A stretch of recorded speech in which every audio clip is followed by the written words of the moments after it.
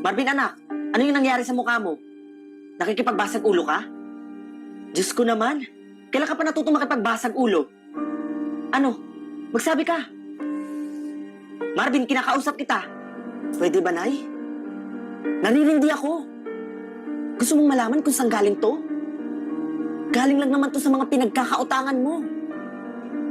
Umamin nga ho kayo sa akin. Nagsusugal ba kayo? At sa tuwing natatalo kayo sa pagsusugal, utang naman kayo ng utang, tapos tira naman kayo sa pagsusugal.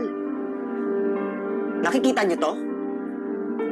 Ilang beses niyo nang pinagtataguan yung mga pinagkakautangan niyo, kaya ayan, ako ang pinuntirya. Wala na nga kayong kwenta bilang ina eh. Kaya hindi ko na nga kayo pinapakailaman eh. Kahit mukha na lang akong hangin sa inyo eh. Ano ba namang klase kayong ina? Hindi ba kayo naaawa? Okay lang sana kung ako lang eh. Pero may mga maliliit pa akong kapatid. Yung pag-aalaga ko sa kanila, yung pag-aasikaso ko, may narinig ba kayo sa akin?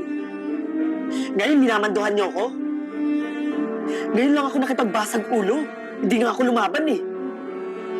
Ang sakit, Nay. Ang sakit-sakit. Yung sakit na nararamdaman ko ngayon, pares na pares sa sakit na parang wala akong ina. Kahit nandyan ka lang, ang tagal na namin kayong sinabihan. Nabuhay na natin yung pamilya natin kasi may mga kapatid ako. Ang hirap naman yung magulang, Nay. At para lang matigil sila sa kakabugbog sa akin, binayaran ko na lang yung mga utang mo, Nay.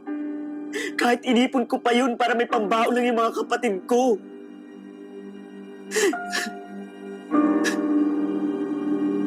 Alam mo, Nay, pag hindi mo pa tinigilan yung pagsusugal mo, ewan ko na lang.